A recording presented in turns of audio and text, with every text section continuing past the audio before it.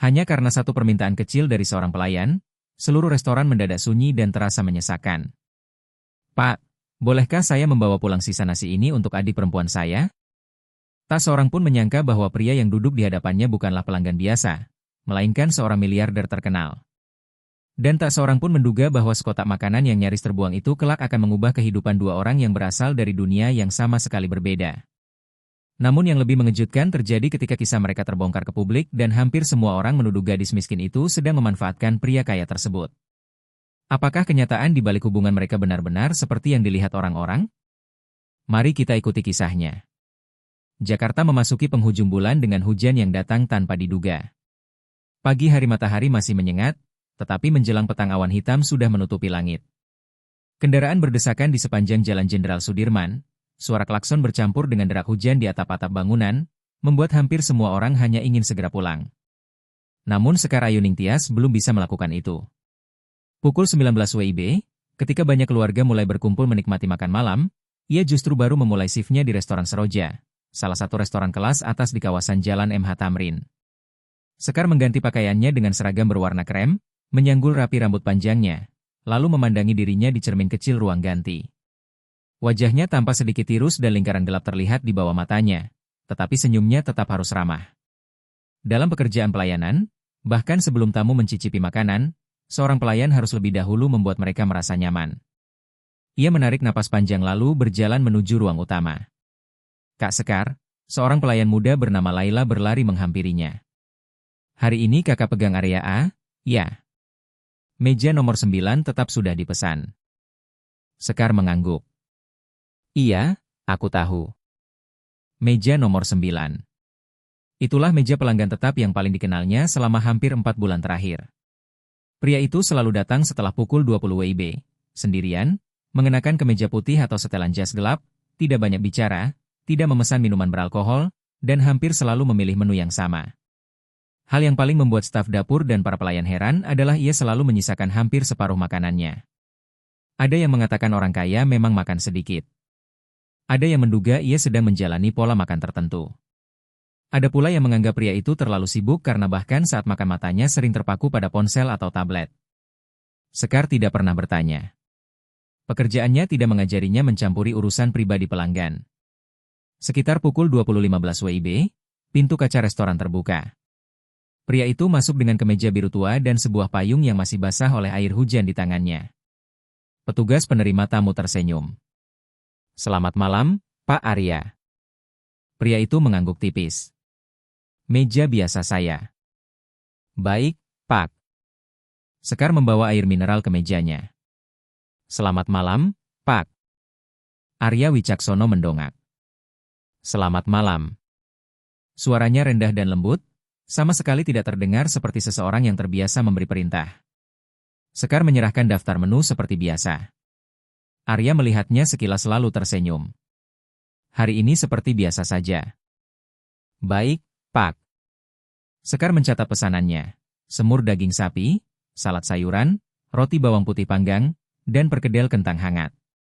Ketika ia hendak berbalik, Arya memanggil pelan. "Mbak." "Ya, Pak." "Hari ini lebih ramai daripada biasanya." Sekar melihat sekeliling. "Karena sudah mendekati akhir bulan, Pak. Biasanya lebih banyak orang makan di luar." Arya mengangguk. "Pasti melelahkan." Sekar tersenyum. "Sudah terbiasa, Pak." Percakapan mereka berhenti sampai di sana. Singkat, tetapi entah mengapa setiap kali berbicara dengan pelanggan itu, Sekar selalu merasakan sesuatu yang berbeda. Arya tidak pernah memandangnya sekadar sebagai seorang pelayan, juga tidak menatapnya dengan rasa kasihan. Ia berbicara kepadanya seperti kepada sesama manusia. Di restoran mewah seperti restoran Seroja, perlakuan sederhana semacam itu justru terkadang menjadi sesuatu yang langka. Menjelang pukul 22 WIB, restoran semakin sibuk. Satu meja yang ditempati sejumlah pebisnis meminta mengganti pesanan sampai 3 kali. Sekelompok tamu asing meminta tambahan roti. Dari dapur, nama para pelayan terus dipanggil. Sekar hampir tidak sempat berhenti bergerak. Tepat saat itu terdengar suara seorang pria. "Mbak pelayan." Sekar segera berbalik. "Ya, Pak, saya di sini." Seorang pelanggan Parubaya bernama Surono menunjuk hidangan salmon di mejanya. Saya sudah menunggu makanan ini 20 menit. Sekar sedikit menundukkan kepala. Mohon maaf, Pak. Dapur sedang sangat sibuk malam ini. Saya akan segera memeriksanya. Surono semakin kesal. Pelayanan macam apa ini? Sekar tetap tenang. Mohon maaf, Pak. Tepat saat itu, suara rendah terdengar dari meja nomor 9. Maaf, Pak. Keduanya menoleh. Arya menutup tabletnya. Kalau dapur terlambat menyiapkan pesanan, berarti masalahnya ada pada sistem kerja restoran. Ia menatap Surono dengan tenang. Jangan melampiaskan kemarahan kepada orang yang tidak memiliki kewenangan untuk menentukan proses di dapur. Suasana seketika menjadi hening. Surono terdiam selama beberapa detik. Barangkali saat itu ia pun menyadari bahwa perkataannya tadi sudah keterlaluan. Surono berdeham pelan. Sudahlah, Mbak. Tolong periksa pesanan saya saja. Baik, Pak. Sekar sedikit membungkuk lalu bergegas menuju dapur. Ketika kembali, ia meletakkan secangkir teh hangat di depan pria yang duduk di meja nomor 9. Terima kasih, Pak. Arya hanya tersenyum tipis. Tidak apa-apa. Setelah itu, ia kembali melanjutkan makan malamnya. Pukul 23 WIB, pelanggan terakhir akhirnya meninggalkan restoran. Para pegawai mulai membersihkan ruangan. Sekar berjalan melewati meja nomor 9 sambil membawa nampan. Semur daging sapi di piring masih tersisa hampir separuh. 2 potong roti panggang bahkan belum disentuh, sementara saladnya juga belum habis. Langkah Sekar terhenti beberapa detik.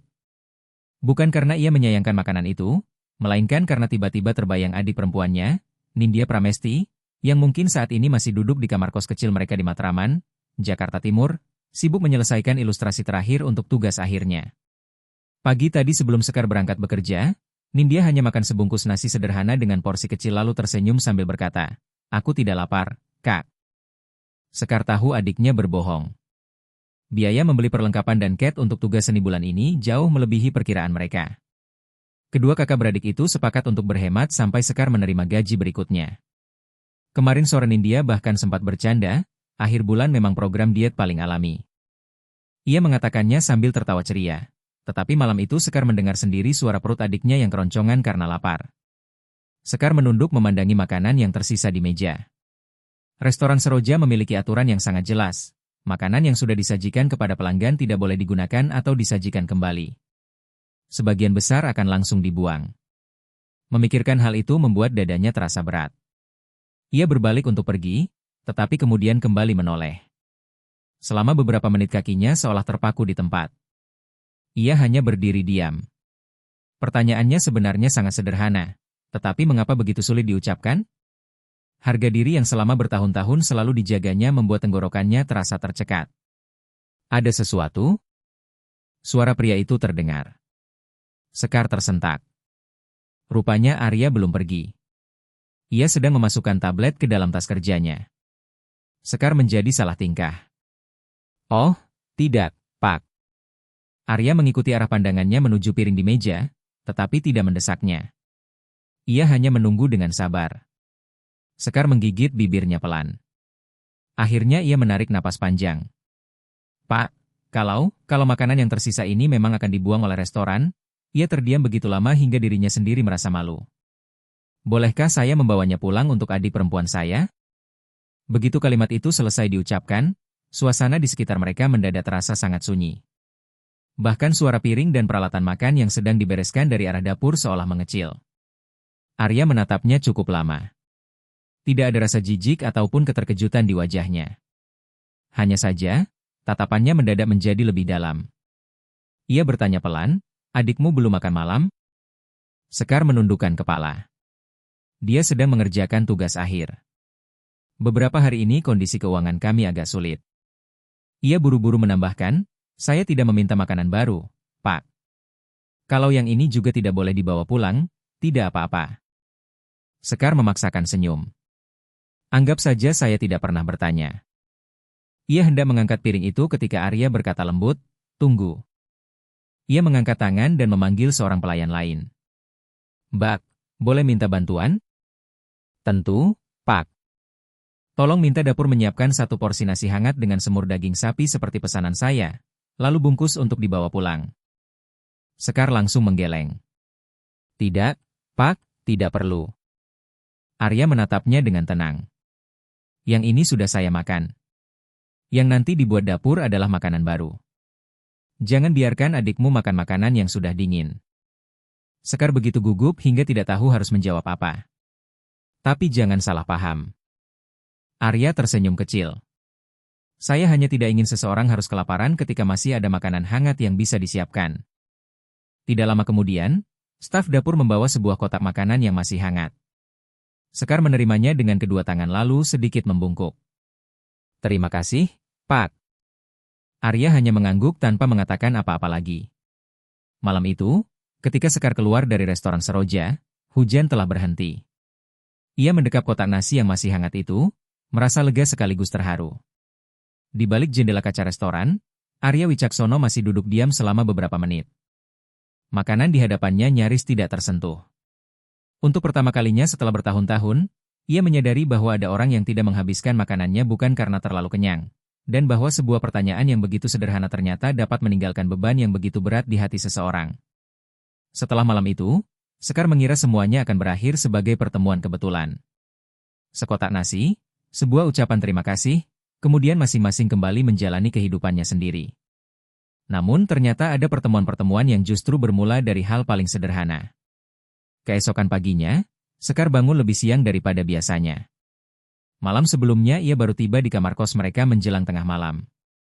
Nindya masih duduk di depan meja kayu tua dengan beberapa sketsa yang belum selesai berserakan di hadapannya. Begitu melihat kakaknya masuk, Nindya langsung mencium aroma makanan. Kak, bawa makanan enak apa? Sekar meletakkan kotak makanan di meja. Makan dulu, baru lanjutkan tugasmu. Nindya membuka kotak itu dan matanya langsung berbinar. Wah, semur daging sapi. Gadis itu tersenyum seolah baru saja menerima hadiah besar. Pasti mahal, ya, Kak? Sekar hanya tersenyum. Jangan banyak tanya. Makan saja. Nindya menyantap makanannya dengan lahap sambil sesekali mengangguk puas. Nanti kalau aku sudah punya uang, aku akan mengajak kakak makan di restoran ini. Sekar memandang adik perempuannya dan tidak tega mengatakan bahwa harga satu porsi makanan di sana hampir setara dengan biaya makan mereka berdua selama 3 hari. 3 hari kemudian, Sekar kembali mendapat shift malam. Tidak lama setelah pukul 20 WIB, pintu restoran terbuka dan pria itu muncul lagi. Masih di meja nomor 9, masih dengan kemeja sederhana seperti biasanya. Hanya saja kali ini, begitu melihat Sekar, ia lebih dahulu menganggukkan kepala. Selamat malam. Sekar tersenyum. Selamat malam, Pak. Ia membawakan air mineral. Arya melihat daftar menu, lalu menutupnya kembali. Hari ini kamu saja yang pilihkan untuk saya. Sekar sedikit terkejut. Bapak bisa makan pedas? Bisa. Kalau begitu, hari ini dapur punya ikan kakap saus lada hijau yang cukup enak. Baik. Jawabannya yang begitu singkat membuat Sekar tertawa kecil. Bapak ternyata tidak pilih-pilih. Arya menyesap air mineralnya. Lebih menghemat waktu. Sekar mencatat pesanan lalu berbalik pergi. Entah mengapa, kali ini ia merasa jarak di antara mereka sedikit berkurang. Sekitar setengah jam kemudian, ketika membawa hidangan penutup, Sekar melihat Arya masih memandang keluar melalui jendela kaca. Gerimis turun tipis, lampu-lampu di sepanjang jalan MH Tamrin mulai menyala, sementara arus kendaraan dan pejalan kaki masih ramai. Bapak memang sering datang ke sini sendirian? Tanyanya tanpa maksud tertentu. Arya mengangguk. Saya sudah terbiasa sendiri. Keluarga Bapak tinggal jauh? Arya terdiam beberapa detik. Tidak juga. Pekerjaan saya cukup sibuk. Bisa dibilang begitu. Sekar tidak bertanya lagi. Ia memahami perasaan ketika seseorang tidak ingin membicarakan kehidupan pribadinya. Tepat saat itu, pintu restoran terbuka. Seorang pria berusia sekitar 50 tahun bernama Hendra Wijaya masuk bersama 2 rekannya. Begitu melihat meja nomor 9, langkahnya langsung terhenti. Loh? Ia hampir berjalan menghampiri Pak Ar. Namun sebelum sempat menyelesaikan ucapannya, Arya menggeleng sangat tipis. Gerakannya begitu kecil sehingga hanya orang yang sedang memperhatikannya yang dapat menyadarinya. Hendra langsung berhenti, kemudian tersenyum seolah tidak terjadi apa-apa. Maaf, saya salah orang. Ia lalu berjalan menuju area lain. Sekar sama sekali tidak memperhatikannya karena sedang sibuk mencatat pesanan meja di sebelah. Namun dari kejauhan, Bima melihat semuanya. Ia sedikit mengernyit. Pria yang baru datang itu tampaknya bukan orang sembarangan, tetapi tadi ia hampir menyapa pelanggan meja nomor 9 dengan sikap yang sangat hormat. Selepas pukul 21 WIB, restoran Seroja dipenuhi pelanggan. Satu meja sedang merayakan ulang tahun, sementara meja lainnya ditempati mitra bisnis dari luar negeri. Bunyi peralatan makan bercampur dengan alunan piano yang lembut. Sekar hampir tidak berhenti bergerak. Tepat saat itu, seorang pria berjas abu-abu bernama Dedi Kurniawan mengetukkan sendoknya ke meja. Mbak. Sekar segera menghampiri. Ya, Pak. Saya sudah meminta tambahan roti 10 menit yang lalu. Mohon maaf, Pak. Saya akan segera memeriksanya. Dedi tampak kesal. Restoran kelas atas, tapi pelayanannya seperti ini? Saya benar-benar minta maaf, Pak. Memangnya masalah selesai hanya dengan minta maaf? Suaranya semakin keras. Beberapa pelanggan di sekitar mereka mulai menoleh. Sekar tetap menjaga ketenangannya. Saya akan segera membawakan rotinya, Pak. Tidak perlu. Saya mau bicara dengan manajer. Tepat pada saat itu terdengar sebuah suara. Permisi, Pak. Hampir semua orang di sekitar mereka menoleh. Pria dari meja nomor 9 berdiri. Suara Arya tidak keras, tetapi terdengar jelas. Saya sudah duduk di sini lebih dari 1 jam. Saya melihat dia hampir tidak pernah berhenti bekerja. Ia memandang Dedi. Kalau rotinya terlambat, mungkin sebaiknya Bapak menyampaikan keluhan kepada pihak restoran. Jangan jadikan pelayan sebagai tempat melampiaskan kekesalan. Dedi mengernyit. Anda siapa? Arya hanya tersenyum. Seseorang yang juga sedang menunggu pesanannya. Suasana mendadak menegang. Tepat ketika itu Bima bergegas datang. Mohon maaf, Pak. Ini rotinya. Dedi mendengus pelan. Ya sudah. Ia akhirnya kembali duduk. Persoalan itu selesai jauh lebih cepat daripada yang dibayangkan Sekar.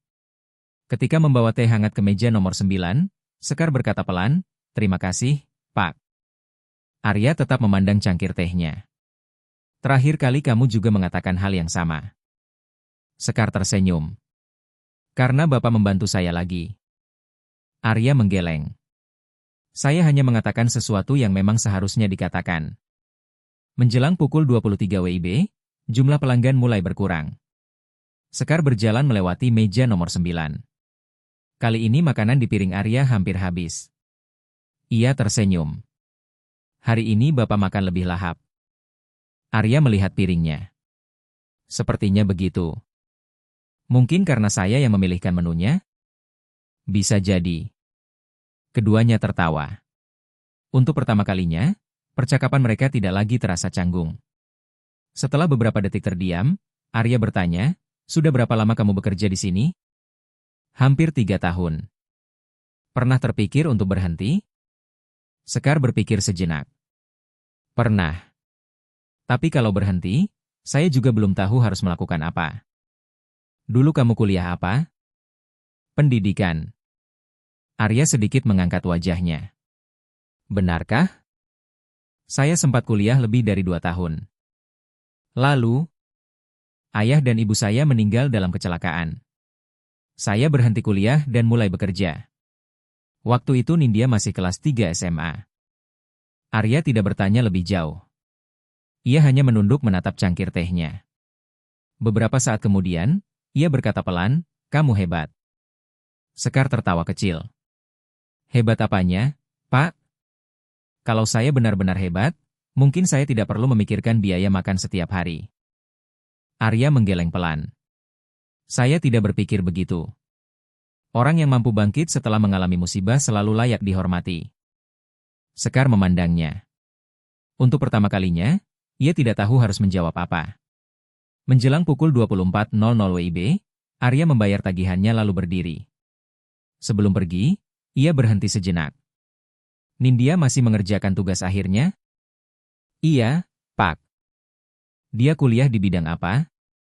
Ilustrasi. Dia suka menggambar sejak kecil. Sekar tersenyum tipis.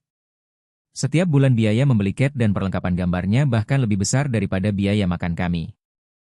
Ada sedikit ketidakberdayaan dalam senyum itu. Arya mengangguk. Saya mengerti. Sekar mengantarnya sampai ke pintu. Hujan baru saja berhenti. Sebuah mobil hitam entah sejak kapan sudah terparkir di tepi jalan. Seorang pria berjas, Raffi, turun dan membukakan pintu mobil. Begitu melihat Arya, ia secara refleks sedikit membungkukkan badan. Pak Arya, Arya hanya meliriknya. Raffi segera terdiam, membuka pintu lebih lebar lalu mundur selangkah. Saat itu Sekar sedang membungkuk membersihkan keset di depan pintu sehingga sama sekali tidak melihat kejadian tersebut. Mobil hitam itu kemudian melaju perlahan dan menyatu dengan arus kendaraan malam. Dari meja penerima tamu, Bima masih berdiri memperhatikannya. Ia mengambil ponsel, mengetik beberapa kata di kolom pencarian, lalu berhenti dan menggeleng. Mungkin ia hanya terlalu banyak berpikir. Namun sebuah pertanyaan tetap muncul dalam benaknya. Sebenarnya, siapa pelanggan yang selalu duduk di meja nomor 9 itu? Sejak malam tersebut, Sekar tidak lagi menganggap pria di meja nomor 9 sebagai pelanggan biasa. Bukan semata-mata karena Arya sudah 2 kali membelanya, melainkan karena ia mulai menyadari bahwa setiap kali datang ke restoran Seroja, pria itu selalu membawa kelelahan yang sulit dijelaskan. Bukan kelelahan seseorang yang bekerja mengandalkan tenaga fisik, juga tidak sama dengan tekanan para pekerja kantoran yang sering ditemuinya. Kelelahan itu lebih menyerupai beban seseorang yang sudah terlalu lama memikul begitu banyak tanggung jawab hingga bahkan ketika duduk di depan makanan lezat, ia tidak pernah benar-benar mampu bersantai. Seminggu kemudian, pada Jumat sore, Jakarta akhirnya kembali cerah setelah beberapa hari diguyur hujan. Restoran Seroja tidak terlalu ramai. Sekar sedang memanfaatkan waktu untuk membersihkan meja pelayanan ketika Bima menghampirinya. Sekar? Ya, Pak Bima? Meja nomor 9 sudah dipesan untuk malam ini. Dia datang lagi? Bima tersenyum menggoda. Wah, kamu hafal sekali pelanggan itu. Sekar sedikit malu. Saya ingat karena dia selalu duduk di meja yang sama. Bima mengangguk. Memang aneh. 4 bulan ini selalu meja itu. Jarang bicara, tidak pernah mengundang tamu, dan tidak pernah memesan minuman beralkohol. Sepertinya orang yang menyimpan banyak hal dalam pikirannya. Sekar hanya tersenyum. Ia sendiri pernah berpikir demikian. Tepat pukul 20 WIB, Arya muncul. Hari itu ia tidak mengenakan kemeja seperti biasanya, melainkan hanya kaos polo abu-abu sederhana dan celana chino gelap. Jika tidak mengenalnya, mungkin tak seorang pun akan menduga bahwa ia adalah sosok yang kerap muncul dalam pemberitaan bisnis nasional. Sekar membawakan air mineral. Selamat malam, Pak. Selamat malam. Hari ini saya yang pilihkan menunya lagi. Arya mengangguk. Silakan. Sekar mencatat pesanan, lalu bertanya, malam ini Bapak punya waktu? Arya tampak sedikit heran. Untuk apa? Kalau tidak terburu-buru, saya akan meminta dapur membuatkan hidangan yang proses memasaknya sedikit lebih lama. Kenapa? Karena rasanya lebih enak. Arya tertawa. Baiklah. Itulah pertama kalinya Sekar melihatnya tertawa begitu lepas. Hanya sebentar, tetapi tulus. Ketika makanan akhirnya disajikan, Arya tidak membuka tabletnya dan tidak menerima telepon. Ia hanya makan dengan tenang, sesekali memandang arus orang dan kendaraan di balik jendela kaca. Sekar membawakan teh hangat tambahan. Bapak tidak bekerja lagi malam ini? Hari ini saya libur. Orang bisnis juga punya hari libur? Ada. Arya tersenyum. Hanya saja jarang. Karena restoran sedang cukup sepi, Sekar duduk sebentar di kursi dekat meja pelayanan.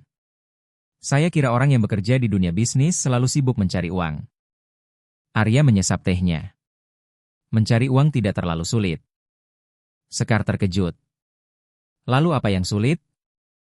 Arya memandang keluar jendela. Mengetahui kapan harus berhenti. Jawaban itu membuat Sekar terdiam. Kalimat semacam itu hanya mungkin keluar dari seseorang yang sudah mengalami banyak hal. Beberapa saat kemudian, Arya bertanya, "Kamu masih ingin menjadi guru?" Sekar tersenyum kecil. "Tentu. Tapi rasanya sudah sulit." "Kenapa?" "Saya sudah berhenti kuliah hampir 10 tahun. Kalau kembali sekarang, belum tentu saya sanggup mengikuti pelajarannya. Belum lagi biaya, waktu, dan banyak hal lainnya." Arya meletakkan sumpitnya. "Pernahkah kamu menyalahkan hidup atas semua yang terjadi?" Sekar menatapnya. Pertanyaan yang tidak terduga itu membuatnya berpikir cukup lama sebelum akhirnya menggeleng. "Tidak." "Benarkah?" "Benar. Saya pernah menyesal, pernah lelah, bahkan pernah merasa ingin menyerah, tetapi saya tidak menyalahkan hidup." "Kenapa?" Sekar tersenyum. "Kalau saya terus menyalahkan keadaan, ayah dan ibu saya juga tidak akan hidup kembali. Nindya juga tidak akan tiba-tiba menyelesaikan kuliahnya hanya karena saya marah kepada hidup. Jadi daripada sibuk menyalahkan keadaan, lebih baik saya bekerja dan melakukan apa yang masih bisa saya lakukan." Dengan begitu, hati terasa sedikit lebih ringan. Arya menundukkan kepala. Jemarinya tanpa sadar memutar cangkir teh di hadapannya. Ucapan Sekar tiba-tiba membuat Arya teringat pada dirinya sendiri lebih dari 20 tahun lalu. Saat itu, ia juga seorang mahasiswa yang harus kuliah sambil bekerja. Ayahnya merintis usaha dari nol dan keluarga mereka sama sekali belum hidup berkecukupan. Ada bulan-bulan ketika Arya harus mengendarai motor mengantarkan barang dari bengkel kecil milik ayahnya hingga larut malam hanya agar uang kuliahnya bisa terbayar. Namun setelah perusahaan berkembang dan kekayaan mereka terus bertambah, ia hampir melupakan bagaimana rasanya menjalani kehidupan seperti itu. Bukan karena sengaja, melainkan karena hidup berubah terlalu cepat. "Kalau Bapak sendiri?" Sekar tiba-tiba bertanya. "Waktu masih muda, hidup Bapak juga sulit?" Arya tertawa kecil. "Pernah." "Serius? Saya kira Bapak sejak lahir sudah berkecimpung di dunia bisnis." "Ayah saya dulu hanya punya usaha kecil. Saya pernah mengangkat barang, mengendarai motor untuk mengirim komponen, bahkan pernah tidur di gudang." Mata Sekar membesar. Sama sekali tidak terlihat seperti Bapak yang sekarang. Setiap orang pernah menjadi versi dirinya yang berbeda. Hanya saja banyak orang kemudian melupakannya. Sekar menatap pria di hadapannya. Untuk pertama kalinya, ia merasa jarak di antara mereka tidak sejauh yang selama ini dibayangkannya. Tepat saat itu, pintu restoran Seroja terbuka. Seorang gadis muda masuk. Gadis itu adalah Nindya. Ia mengenakan kemeja putih sederhana dengan tas kain lama tersampir di bahunya. Ia berdiri di dekat pintu sambil mencari kakaknya. Sekar segera menghampirinya. "Kenapa kamu datang ke sini?" Nindya tersenyum. "Aku mau mengantarkan flash disk, Kak. Tadi kakak bilang mau mencetak contoh bahan ajar untuk teman, tapi malah ketinggalan." "Oh, iya." Sekar menerima flash disk itu. "Kamu sudah makan?" "Sudah." Nindya menjawab terlalu cepat. Namun tepat saat itu, perutnya berbunyi pelan. Kedua kakak beradik itu saling memandang lalu tertawa bersama. Dari kejauhan, Arya juga melihat mereka. Ia tidak mendengar percakapan keduanya, tetapi melihat gadis muda itu terus tersenyum kepada kakaknya dengan tatapan yang jernih dan hangat. Sekar kemudian mengajaknya mendekat. "Ini adik perempuan saya, Nindya." Nindya sedikit membungkukkan badan dengan sopan. "Selamat malam, Pak." Arya tersenyum. "Selamat malam. Kata kakakmu, kamu kuliah seni rupa?" Nindya menggaruk kepalanya karena malu. "Iya, Pak. Tapi kemampuan saya biasa saja." Sekar langsung menyela. Dia merendah. Hampir setiap malam baru tidur pukul 2 atau 3 pagi karena menggambar. Nindya menarik tangan kakaknya. "Kak, jangan diceritakan." "Malu." Ketiganya tertawa. Nindya segera berpamitan karena harus pulang untuk menyelesaikan tugasnya. Sebelum benar-benar menghilang dari pandangan, ia sempat berbalik dan melambaikan tangan. "Kak, jangan pulang terlalu malam." Sekar mengangguk. "Iya." Arya memperhatikan gadis itu pergi. "Adikmu mirip denganmu." "Mirip di bagian mana?" Sama-sama selalu tersenyum. Sekar menggeleng pelan. Dia jauh lebih sering tersenyum daripada saya. Saya biasanya tersenyum karena sedang bekerja. Kalimat itu membuat Arya terdiam sejenak. Ia tidak pernah menyangka seseorang dapat membicarakan beratnya kehidupan dengan nada seringan itu. Menjelang pukul 22 WIB, Arya membayar tagihannya. Kali ini makanannya benar-benar habis. Sekar melihat piring kosong di hadapannya. Hari ini tidak ada makanan yang tersisa. Mungkin karena makanannya enak. Mungkin. Arya berhenti sebentar. Atau karena hari ini kita lebih banyak mengobrol. Sekar tersenyum. Kalau begitu, lain kali saya akan lebih banyak bicara. Boleh. Arya menjawab tanpa ragu. Entah mengapa, keduanya merasa percakapan malam itu berakhir terlalu cepat. Malam tersebut, mobil Arya memasuki kawasan hunian mewah di Pantai Indah Kapuk. Maman, pengurus rumahnya, membukakan gerbang. Lampu-lampu rumah besar itu masih menyala, tetapi Arya tidak langsung masuk. Ia tetap duduk di dalam mobil selama hampir 10 menit. Notifikasi terus bermunculan di ponselnya. Rapat, surel, laporan, dan pesan pekerjaan. Ia mematikan layar. Untuk pertama kalinya setelah bertahun-tahun, ia tidak ingin melihat satu angka pun lagi. Yang terus muncul dalam pikirannya hanyalah gambaran dua kakak beradik yang tertawa bersama di depan restoran. Seorang kakak perempuan yang sudah berusia lebih dari 30 tahun tetapi masih berusaha keras melindungi adiknya, dan seorang adik perempuan berusia 20-an yang selalu berusaha membuat kakaknya tidak khawatir. Arya tiba-tiba menyadari bahwa ada keluarga yang tidak memiliki banyak uang, tetapi justru kaya akan sesuatu yang hilang dari kehidupan banyak orang seperti dirinya, ketenangan. Keesokan paginya, sebelum berangkat ke kantor, Arya mampir ke sebuah toko perlengkapan seni di Jalan Cikini Raya. Ia berdiri cukup lama di depan raket. Yuliana, penjaga toko, tersenyum dan bertanya, mau membeli hadiah untuk keluarga, Pak? Arya memandang kotak-kotak cat yang tersusun rapi di balik kaca. Ia teringat bagaimana mata Nindya berbinar ketika membicarakan kegemarannya menggambar. Setelah berpikir beberapa menit, ia menunjuk satu set cat berkualitas profesional. Bu Yuliana, boleh saya lihat yang ini? Ia belum mengetahui bahwa hadiah tersebut akan menjadi awal perbedaan pendapat pertamanya dengan Sekar. 3 hari setelah pertemuan itu, Sekar hampir melupakan pembicaraan tentang perlengkapan melukis, tetapi Arya tidak. Pada Senin pagi, setelah rapat bersama jajaran manajemen yang berlangsung hampir 3 jam, ia masih teringat tatapan Nindya ketika membicarakan karya ilustrasinya. Arya menekan tombol untuk memanggil asistennya. Raffi segera masuk. Ada yang bisa saya bantu, Pak Arya? Arya menatapnya. Tolong carikan saya toko perlengkapan seni yang benar-benar terpercaya. Asisten itu sedikit terkejut. Untuk membeli hadiah, Pak? Arya tersenyum tipis. Cari saja dulu. Sore itu, Arya mengendarai mobilnya sendiri menuju sebuah toko perlengkapan seni di Jalan Cikini Raya. Penjaga tokonya, Yuliana, adalah seorang perempuan paruh-baya yang tampaknya sangat memahami dunia seni. Bapak mau membeli untuk siapa? Seorang mahasiswi tingkat akhir jurusan seni rupa. Biasanya dia menggambar apa? Ilustrasi. Yuliana mengambil 3 kotak cat berbeda dari rak. Yang ini biasanya digunakan mahasiswa. Yang ini kelas semi profesional. Kalau yang ini, banyak ilustrator profesional menggunakannya untuk jangka panjang. Arya mengambil dan mengamati setiap kotak.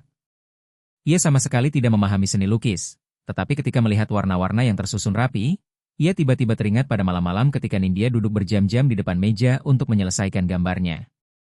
Pada akhirnya, ia memilih set cat dengan kualitas terbaik. Yuliana membungkusnya dengan hati-hati. Adik perempuan bapak pasti sangat menyukainya. Arya hanya tersenyum. Semoga saja. Malam itu, ia membawa kotak kecil tersebut ke restoran Seroja. Begitu melihatnya, Sekar tersenyum. Hari ini bapak datang lebih awal. Pekerjaan selesai lebih cepat. Sekar menuangkan air mineral. Hari ini saya yang pilihkan menunya lagi, ya? Boleh. Setelah memesan makanan, Arya mengambil kotak itu dan meletakkannya di atas meja. Saya mau minta bantuanmu memberikan ini. Sekar memandang kotak yang dibungkus kertas coklat tersebut. Untuk siapa, Pak? Untuk Nindya. Sekar tidak membukanya. Ia hanya menatap Arya. Apa ini? Sedikit perlengkapan menggambar. Sekar segera mendorong kotak itu kembali. Maaf, Pak. Saya tidak bisa menerimanya. Arya tampak terkejut. Kenapa? Ini pasti mahal. Kamu bahkan belum membukanya. Bagaimana bisa tahu? Sekar tersenyum tipis. Dari bungkus dan tempat membelinya saja sudah terlihat. Jangan seperti ini, Pak. Arya tidak mengerti. Jangan seperti apa? Jangan membelikan hadiah untuk kami. Kenapa? Sekar terdiam beberapa detik sebelum menjawab perlahan. Nindya sedang berjuang setiap hari. Dia menerima pesanan ilustrasi kecil-kecilan. Kadang dia baru tidur pukul 3 pagi. Ada gambar yang harus direvisi puluhan kali sampai sesuai keinginan klien. Saya tidak ingin dia berpikir bahwa untuk mendapatkan sesuatu yang dia impikan, dia hanya perlu bertemu dengan orang yang tepat. Arya terdiam. Ia tidak pernah memikirkan hal itu. Baginya, satu set cat hanyalah sebuah hadiah, tetapi bagi Sekar, hadiah tersebut memiliki arti yang jauh berbeda. Arya bertanya pelan, bagaimana kalau ini hanya bentuk dukungan? Sekar tersenyum. Dukungan itu sangat berharga, Pak. Tetapi kalau orang lain yang mengeluarkan uang untuk membelikan jalan menuju impian kita, Nindya tidak akan merasa nyaman. Saya juga tidak. Keduanya terdiam cukup lama. Makanan kemudian disajikan. Sekar sedikit menundukkan kepala. Maaf, Pak. Mungkin saya terlalu terus terang. Arya menggeleng. Tidak. Kamu benar. Ia memandang kotak tersebut lalu mengambilnya kembali dengan tenang. Maaf. Saya yang tidak memikirkannya dengan matang. Sekar sedikit terkejut. Jarang sekali seseorang meminta maaf secepat itu, apalagi pria yang terlihat begitu sukses seperti Arya. Ia tersenyum. Bapak tidak perlu meminta maaf. Saya tahu niat Bapak baik. Hanya saja, bahkan niat yang sangat baik pun perlu tahu kapan dan bagaimana cara yang tepat untuk dilakukan. Arya tertawa kecil. Kalimat itu layak saya ingat. Malam itu, ketika meninggalkan restoran Seroja, Arya tidak membawa set cat tersebut masuk ke rumah. Ia membiarkannya tergeletak di kursi belakang mobil. Sepanjang perjalanan, pikirannya terus kembali pada perkataan Sekar bahwa ia tidak ingin adiknya menganggap setiap impian harus diwujudkan dengan bantuan orang lain. Untuk pertama kalinya, Arya menyadari bahwa membantu seseorang tidak cukup hanya dengan niat baik. Bantuan juga membutuhkan penghormatan terhadap harga diri orang yang hendak dibantu. Tanpa itu, kebaikan dapat dengan mudah berubah menjadi sesuatu yang terasa memaksa.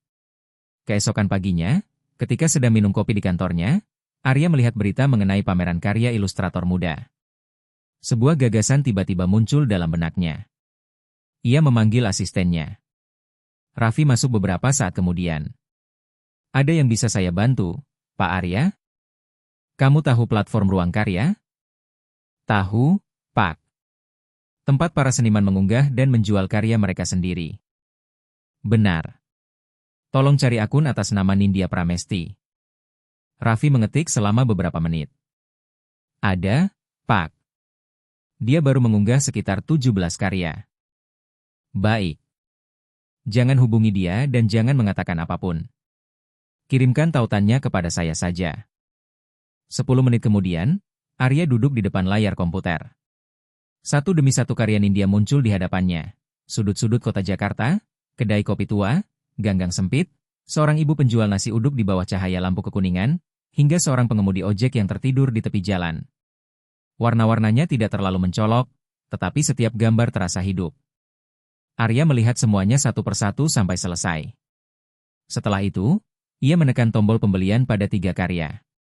Ia membayar sesuai harga yang tercantum, tanpa menawar, tanpa mencantumkan namanya, dan tanpa meninggalkan pesan apapun.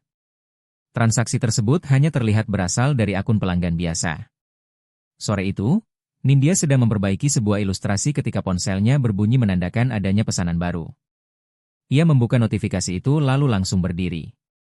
Kak! Sekar baru saja pulang dari pasar. Ada apa? Aku berhasil menjual 3 karya. Serius? Sudah langsung dibayar juga. Wajah Sekar seketika berseri-seri. Tuh, kan? Kakak sudah bilang gambarmu bagus. Nindya langsung memeluk kakaknya. Sekarang aku punya uang untuk membeli cat sendiri. Aku tidak perlu menghemat perlengkapan lagi. Kedua kakak beradik itu tertawa bahagia seperti anak kecil. Tak seorang pun dari mereka tahu siapa sebenarnya orang yang telah membeli ketiga karya tersebut. Di sudut lain kota, orang yang membeli ketiga karya itu juga sedang tersenyum. Sementara itu, di lantai 32 kantor pusat Cakrawala Nusantara Group, Direktur SDM Farhan Adi Nugraha memasuki ruang rapat dengan membawa sebuah berkas. Tiara Nugraheni dari Divisi Komunikasi Korporat meletakkan beberapa foto di hadapannya. Pak Farhan, coba lihat ini. Farhan mengambil foto-foto tersebut. Di dalamnya terlihat Direktur Utama Arya Wicaksono sedang duduk di restoran Seroja. Di seberangnya ada seorang pelayan perempuan. Dalam satu foto mereka tampak tertawa bersama, sementara foto lainnya memperlihatkan keduanya berdiri dan berbicara setelah jam kerja. Farhan terdiam. Sudah ada yang memeriksa siapa perempuan ini? Sudah, Pak. Namanya Sekar Ayuning Tias. Dia bekerja sebagai pelayan di sana hampir 3 tahun. Tidak pernah terlibat masalah apapun dan berasal dari keluarga sederhana. Farhan mengetukkan jarinya perlahan ke meja. Pak Arya tahu dirinya di foto? Sepertinya tidak. Foto-foto ini berasal dari mana?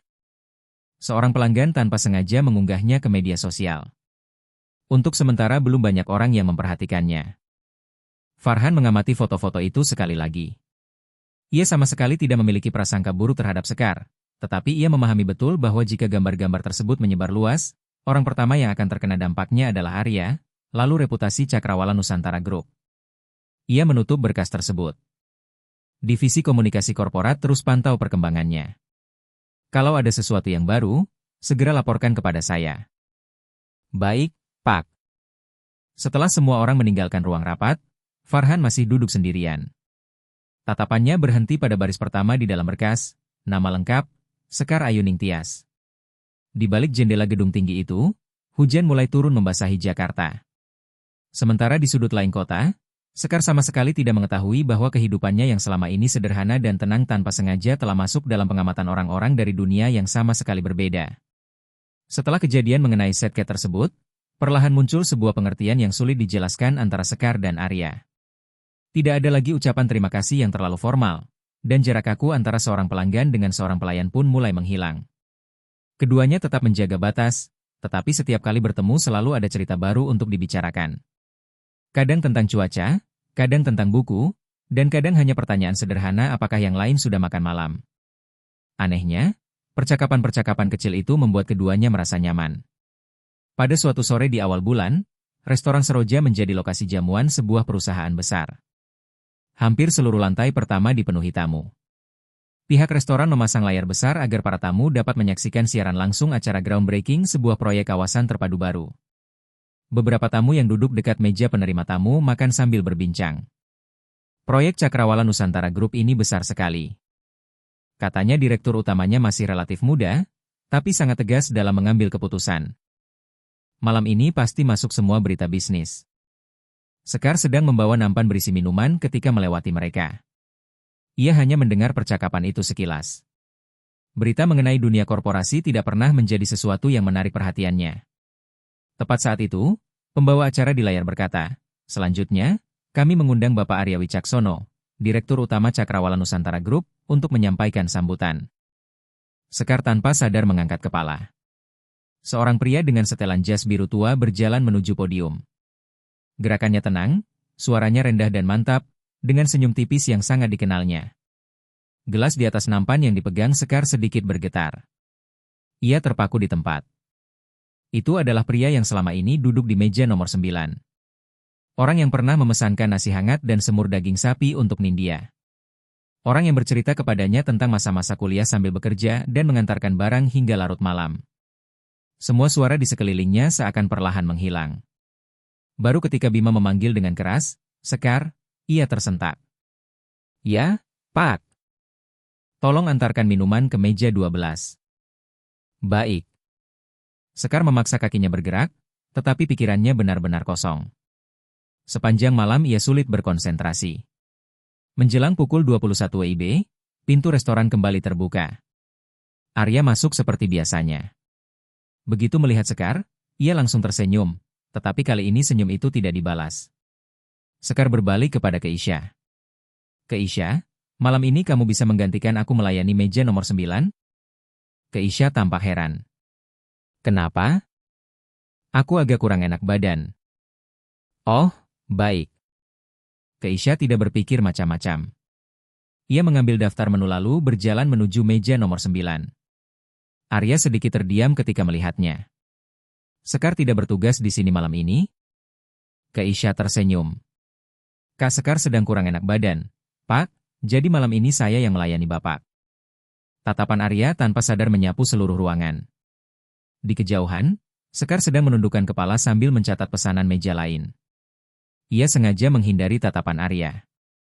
Saat itulah Arya mengerti. Sekar sudah mengetahui siapa dirinya sebenarnya. Makan malam itu berlangsung dalam keheningan.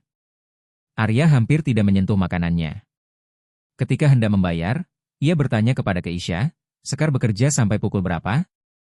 Sekitar pukul 23 WIB, Pak. Arya mengangguk. Tolong sampaikan bahwa saya menanyakan keadaannya. Baik, Pak.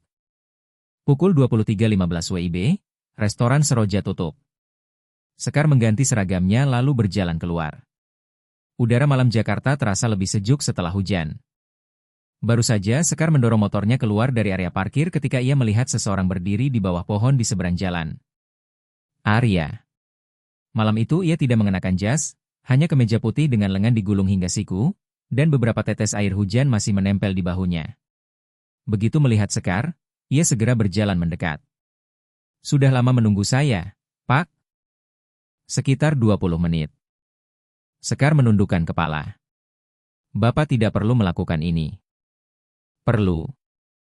Keduanya terdiam selama beberapa detik. Akhirnya Arya yang lebih dahulu berbicara. Kamu sudah tahu. Sekar mengangguk. Iya. Kamu marah kepada saya? Sekar berpikir cukup lama. Saya tidak tahu.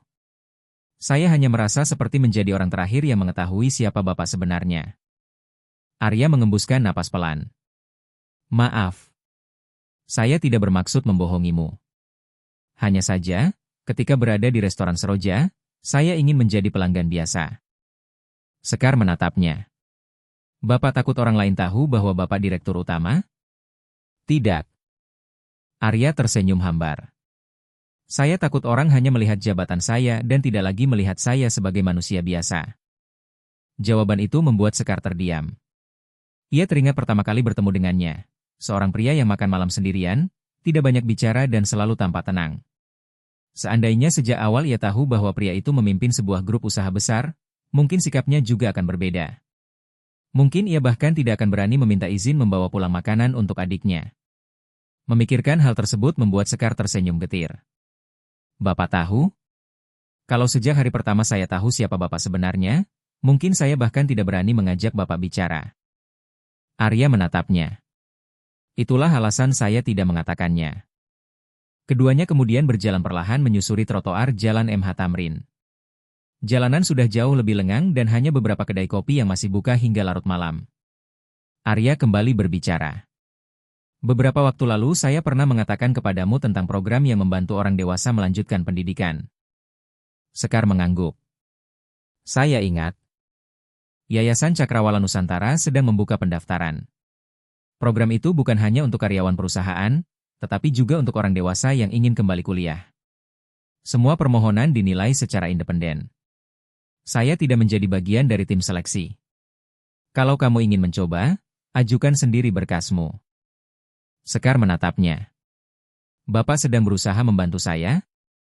Tidak. Arya menggeleng. Saya hanya memberitahumu bahwa kesempatan itu ada.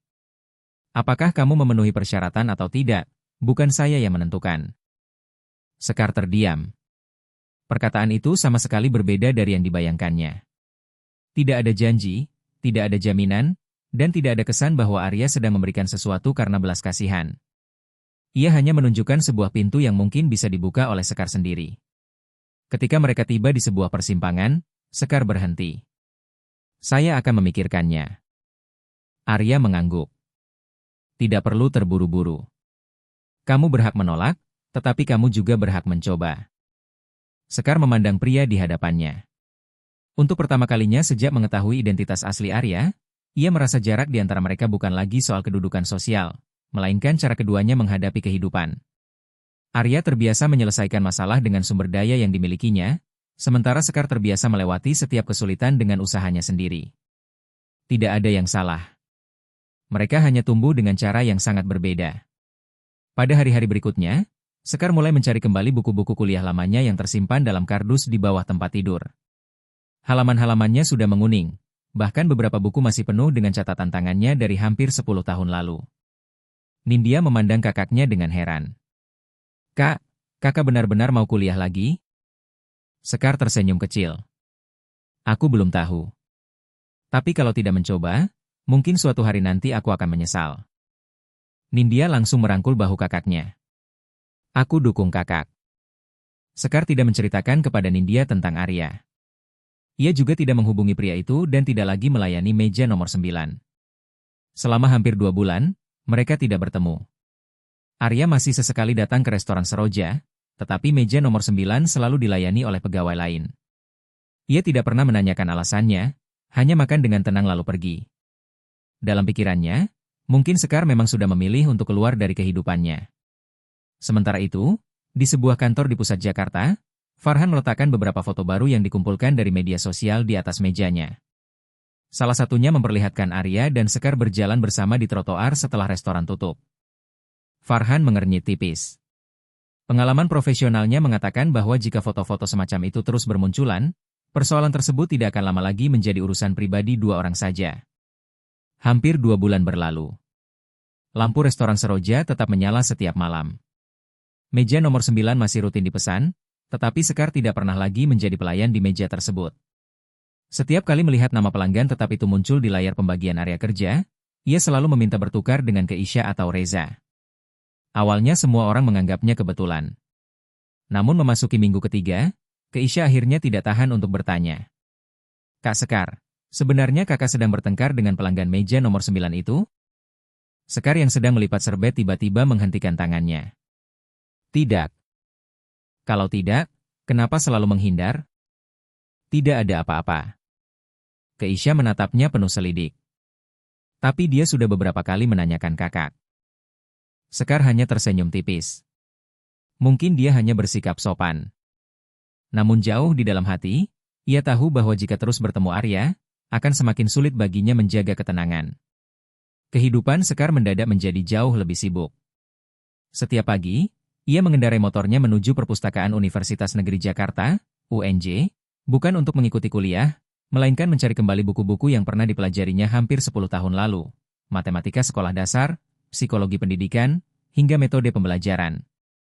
Ada konsep-konsep yang nyaris sepenuhnya terlupakan, tetapi ada pula halaman yang begitu dibuka langsung memperlihatkan tulisan tangannya sendiri dari bertahun-tahun lalu. Semangat, Sekar. Kamu pasti bisa. Melihat tulisan yang terasa begitu polos itu, ia tanpa sadar tersenyum. Saat menuliskannya dulu, usianya baru 24 tahun dan ia masih percaya bahwa selama seseorang mau berusaha, semuanya pada akhirnya akan baik-baik saja. Kemudian musibah datang. Ayah dan ibunya meninggal dalam kecelakaan lalu lintas, membuat seluruh rencana masa depannya berhenti seketika. Bahkan sekarang, ketika mengingat masa itu, Sekar masih tidak memahami bagaimana dirinya berhasil melewatinya. Setiap malam sepulang kerja, ia kembali tekun belajar. Nindya duduk di sampingnya mengerjakan ilustrasi. Kedua kakak beradik itu tidak banyak berbicara. Hanya terdengar suara halaman buku yang dibalik dan gesekan pensil di atas kertas. Menjelang tengah malam, Nindya meletakkan pensilnya. Kak. Aku boleh tanya sesuatu? Tanya saja. Nindya menatap kakaknya. Kakak mulai belajar lagi karena Pak Arya? Sekar mengangkat kepala. Kenapa kamu bertanya begitu? Nindya tersenyum. Sejak bertemu beliau, kakak berubah. Berubah bagaimana? Kakak mulai memikirkan diri kakak sendiri. Sekar terdiam. Nindya melanjutkan, dulu yang kakak pikirkan hanya bagaimana caranya mendapatkan cukup uang untuk kita. Sekarang kakak membuka buku lagi. Aku senang melihatnya. Sekar mengusap kepala adiknya dengan lembut. Bukan karena Pak Arya. Kakak hanya sadar, kalau masih punya kesempatan, kenapa tidak mencoba? Nindya mengangguk. Benar. Aku juga berpikir begitu. Seminggu kemudian, Yayasan Cakrawala Nusantara secara resmi membuka pendaftaran program bagi orang dewasa yang ingin kembali menempuh pendidikan. Informasinya diumumkan secara terbuka melalui situs resmi yayasan. Sekar duduk di depan komputer hampir setengah jam. Kursor berkali-kali berhenti di tombol pendaftaran, lalu bergerak menjauh lagi. Nindya yang lewat di belakangnya bertanya, kenapa belum diklik, Kak? Sekar mengembuskan napas panjang. Kakak takut. Takut apa? Takut orang mengira kakak memanfaatkan hubungan dengan seseorang. Nindya menarik kursi lalu duduk di sebelahnya. Kak, program ini pasti diikuti ratusan orang. Yang dinilai itu berkas dan kemampuan kakak, bukan siapa yang kakak kenal. Sekar terdiam. Perkataan adiknya hampir sama dengan yang pernah dikatakan Arya. Akhirnya ia menarik napas panjang lalu menekan tombol kirim. Berkas pendaftarannya resmi terkirim. Tidak ada rasa lega seperti yang dibayangkannya. Jantungnya justru berdetak sangat cepat. Pada saat yang sama, di lantai 32 kantor pusat Cakrawala Nusantara Group, Arya baru saja menyelesaikan rapat dengan jajaran manajemen. Raffi berjalan mengikutinya. Pak Arya. Ya? Program pendidikan yayasan tahun ini menerima cukup banyak pendaftar. Bagus. Ada satu hal, Pak. Apa? Ada berkas atas nama Sekar Ayuning Tias. Langkah Arya langsung terhenti. Ia menoleh. Dari mana kamu tahu? Tim yayasan menyampaikannya dalam laporan statistik. Arya terdiam beberapa detik sebelum berkata perlahan, mulai sekarang, jangan pernah laporkan kepada saya informasi apapun yang berkaitan dengan berkasnya. Raffi sedikit terkejut. Baik, Pak. Kalau dia memenuhi syarat, tim seleksi yang akan memutuskan.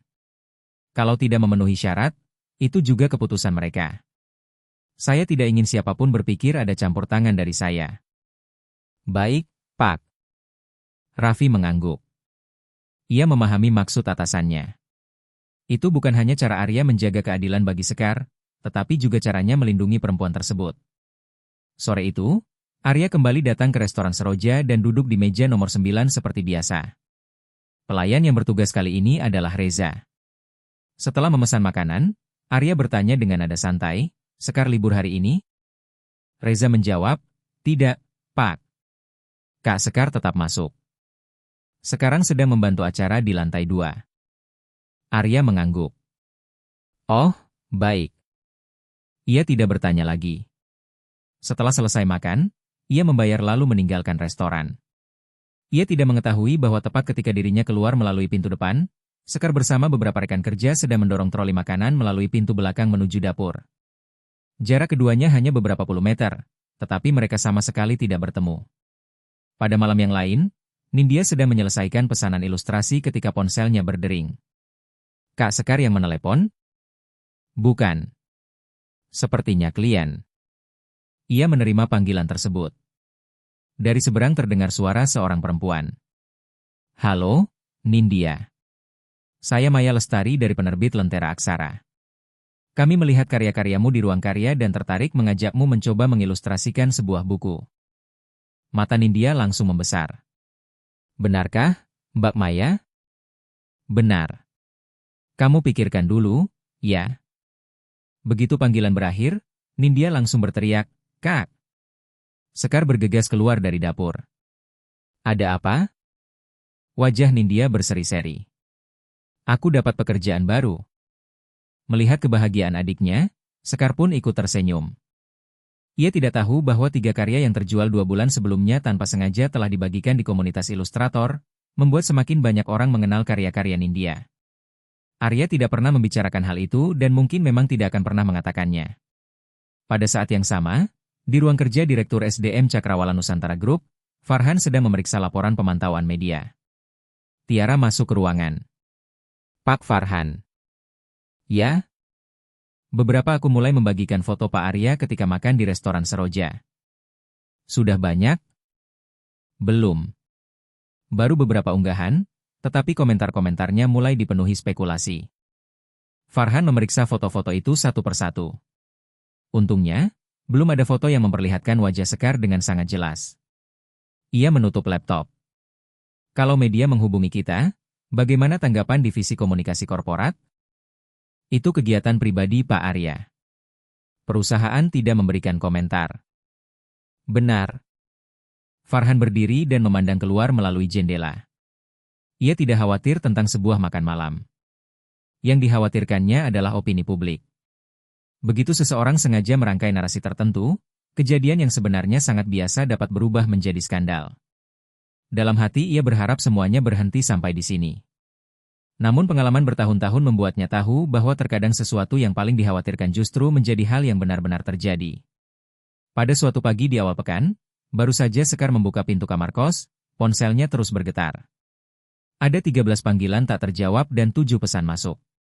3 di antaranya berasal dari Keisha. Kak Sekar, sudah lihat media sosial belum?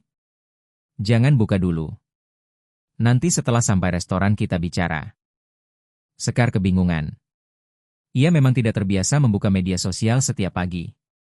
Hal pertama yang dilakukannya setelah bangun selalu menyiapkan sarapan dan memastikan Nindya membawa semua keperluan kuliahnya. Nindya yang sedang mengenakan tas bertanya, "Ada apa, Kak?" Tidak tahu. Keisha mengirim banyak pesan. Mungkin ada masalah di restoran? Mungkin. Nindya merapikan tasnya. Sore ini aku pulang lebih awal. Sekar tersenyum. Iya. Hati-hati di jalan. Pukul 9 WIB, begitu Sekar memasuki ruang ganti restoran Seroja, ia langsung merasakan suasana yang berbeda. 2 pelayan yang tadinya sedang berbicara mendadak diam. Seorang pegawai dapur menatapnya sebentar lalu segera menundukkan kepala. Keisha buru-buru menarik Sekar ke sudut ruangan. Kak, ada apa? Keisha menyerahkan ponselnya. Lihat ini. Di layar terlihat sebuah unggahan dari akun yang khusus membahas kalangan pengusaha. Judulnya mencolok, Direktur Utama Cakrawala Nusantara Group beberapa kali terlihat bersama seorang pelayan perempuan di restoran mewah.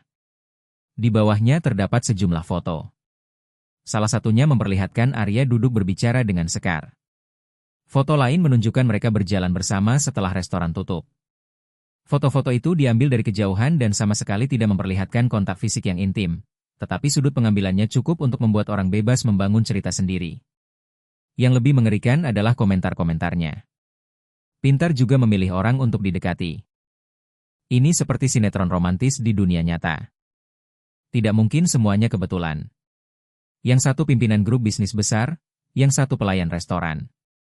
Masa percaya begitu saja? Setelah membaca sampai di sana, Sekar mematikan layar.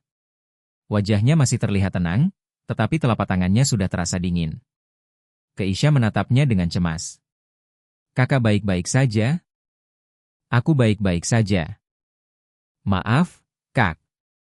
Beberapa hari lalu aku sempat melihat ada orang mengambil foto. Aku kira mereka sedang memotret makanan. Sekar menggeleng. Bukan salahmu. Sekitar pukul 10 WIB, Bima memanggilnya ke kantor. Ia meletakkan ponsel di atas meja. Sekar?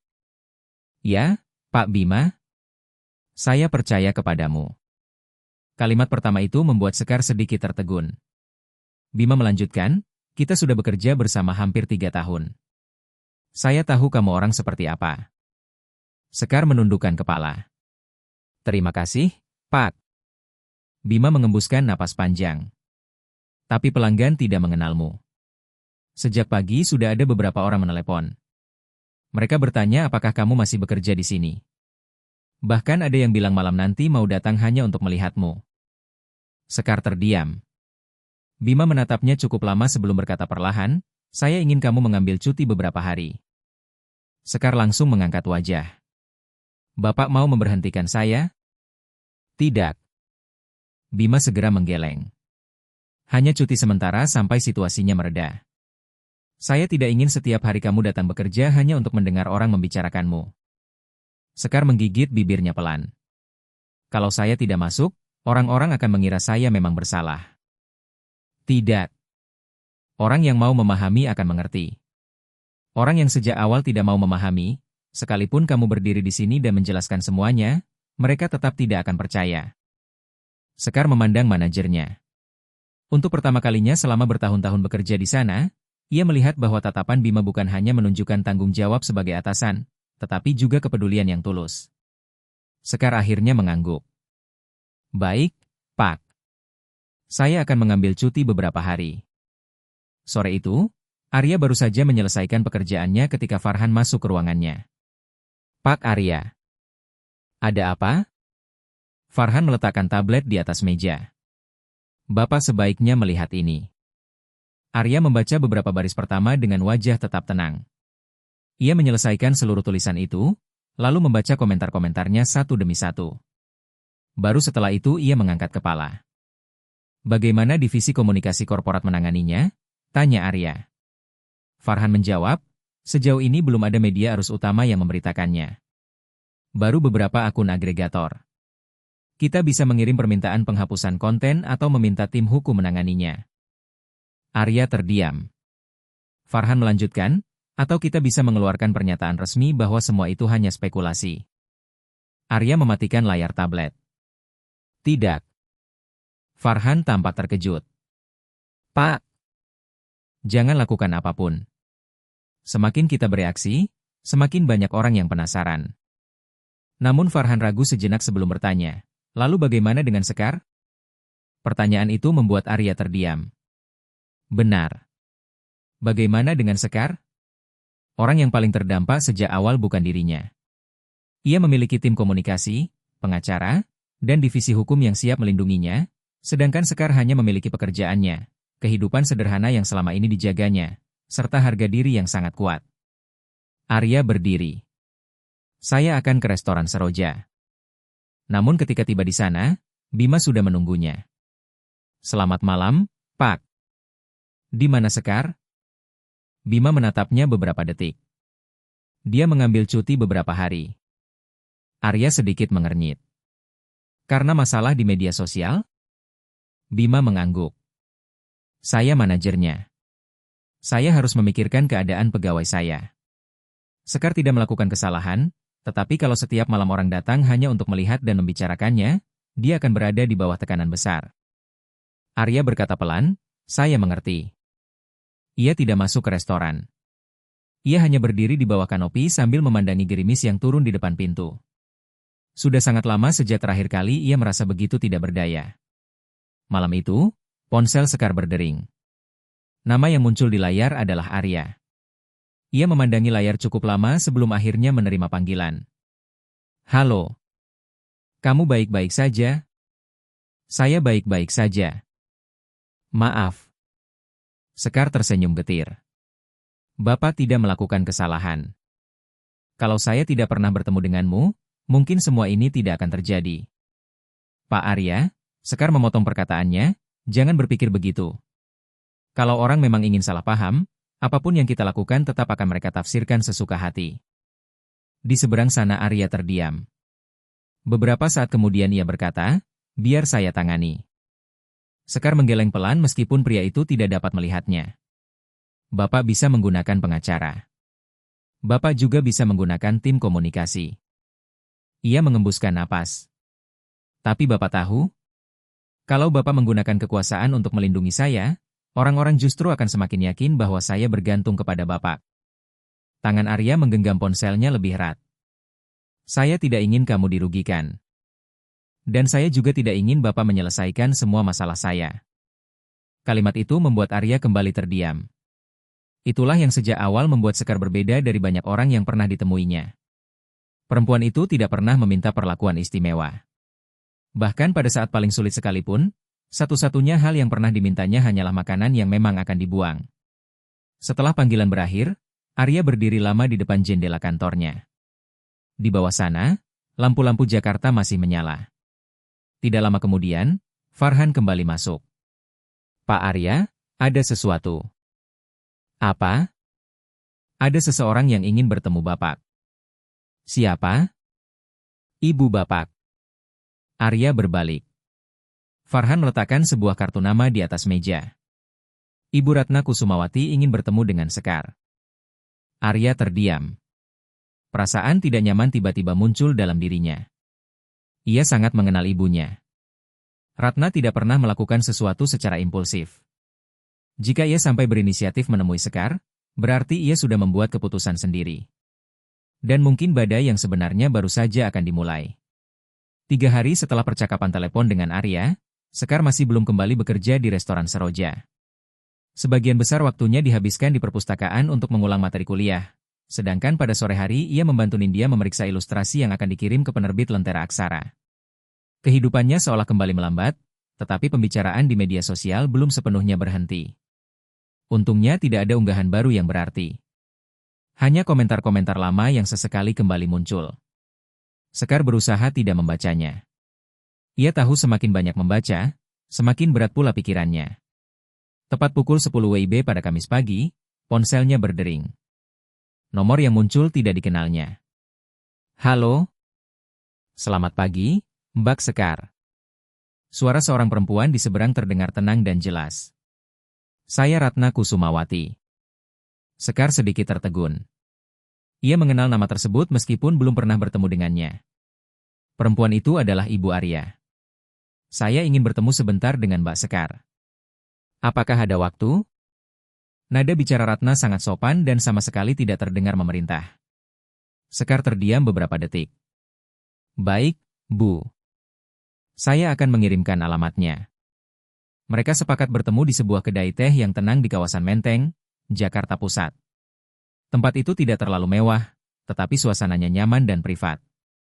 Sekar tiba 10 menit lebih awal. Ia mengenakan kemeja putih yang biasa dipakainya dengan celana panjang berwarna beige, tanpa riasan mencolok, dan rambutnya hanya diikat rapi ke belakang.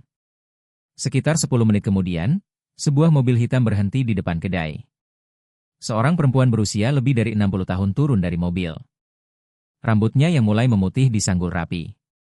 Ia mengenakan kebaya hijau zamrud sederhana dengan kain batik bernuansa lembut, tanpa banyak perhiasan, tetapi pembawaannya membuat orang-orang tanpa sadar memperhatikannya. Ratna berjalan menghampiri. Mbak Sekar? Iya, Bu. Sekar segera berdiri. Ini pertama kalinya kita bertemu. Saya Ibu Arya. Iya, Bu. Saya tahu. Keduanya duduk. Seorang pelayan membawakan teh, lalu selama beberapa menit tidak ada yang berbicara. Ratna akhirnya membuka percakapan lebih dahulu. Saya sudah membaca informasi tentang kamu. Sekar sedikit terkejut, tetapi kemudian memahami bahwa bagi keluarga seperti mereka, mencari tahu latar belakang seseorang bukanlah hal yang sulit. Ratna melanjutkan, kamu berhenti kuliah untuk menghidupi adikmu. Iya, Bu. Sekarang kamu ingin melanjutkan kuliah. Iya. Dan Nindya sebentar lagi lulus. Iya, Bu. Ratna mengangguk. Kamu perempuan yang hebat. Sekar tidak menjawab. Ia tidak tahu apakah pujian itu benar-benar tulus atau hanya pembuka untuk percakapan yang jauh lebih sulit. Ratna menyesap tehnya. Saya menemui kamu hari ini bukan untuk menyalahkanmu. Sekar menatapnya. Saya juga tidak menganggap kamu perempuan yang buruk. Perkataan itu membuat Sekar sedikit terkejut. Saya hanya merasa kamu dan Arya bertemu pada waktu dan keadaan yang tidak tepat. Sekar tetap diam. Ratna melanjutkan, sejak kecil Arya hidup dalam lingkungan yang sangat berbeda darimu. Kamu pun tumbuh dalam kehidupan yang berbeda darinya. Kalian berdua mungkin sama-sama orang baik, tetapi dua orang baik belum tentu bisa hidup bahagia bersama. Nada suaranya lembut, tidak ada satupun kata yang menghina, tetapi maksud setiap kalimatnya sangat jelas. Setelah beberapa saat, Ratna mengambil sebuah map dari tas di sampingnya. Bukan uang dan bukan pula cek. Ia mendorongnya perlahan ke arah Sekar. Ada beberapa informasi di sini. Sekar membukanya. Di dalamnya terdapat informasi mengenai program pelatihan guru yang didanai sebuah lembaga pendidikan, lowongan administrasi di sebuah pusat pendidikan swasta, serta beberapa program jejaring bagi ilustrator muda yang mungkin berguna untuk Nindya. Ratna berkata, kalau kamu mau, saya bisa memberikan rekomendasi. Nindya juga bisa mendapatkan kesempatan untuk terhubung dengan lebih banyak penerbit. Sekar perlahan menutup map itu. Apa syaratnya, Bu? Ratna menatap langsung ke matanya. Jauhi Arya. Suasana mendadak sunyi. Musik di kedai teh masih terdengar sangat pelan. Di balik jendela, dedaunan bergerak lembut tertiup angin. Sekar tidak merasa marah. Hatinya hanya terasa sangat berat. Ratna melanjutkan, saya tahu ini terdengar kejam, tetapi suatu hari nanti kamu akan mengerti. Kehidupan Arya bukan hanya miliknya sendiri. Dia memimpin perusahaan, bertanggung jawab kepada para pemegang saham, puluhan ribu karyawan, dan begitu banyak orang lainnya. Sekar bertanya pelan, lalu bagaimana dengan kebahagiaannya? Ratna terdiam. Beberapa saat kemudian ia menjawab, ketika seseorang berada di posisi paling atas, dia tidak selalu bisa memilih apa yang paling diinginkannya. Sekar memandang perempuan di hadapannya. Untuk pertama kalinya ia memahami bahwa Ratna bukanlah orang jahat. Ia hanya berusaha melindungi anaknya dengan cara yang menurutnya benar. Namun itu tidak berarti Sekar harus menyetujuinya. Sekar berdiri dan mendorong kembali map tersebut. Terima kasih, Bu. Tetapi untuk sekarang saya belum bisa memberikan jawaban. Ratna mengangguk. Saya tidak akan memaksamu. Pikirkan baik-baik. Kalau kamu berubah pikiran, hubungi saya. Sekar sedikit membungkukkan badan untuk berpamitan lalu meninggalkan kedai.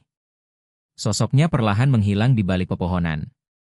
Ratna masih duduk di tempatnya cukup lama. Untuk pertama kalinya, ia merasa bersalah atas apa yang baru saja dilakukannya. Malam itu Sekar hampir tidak tidur. Map tersebut masih tergeletak di atas meja. Ia membukanya dan membaca setiap halaman satu persatu.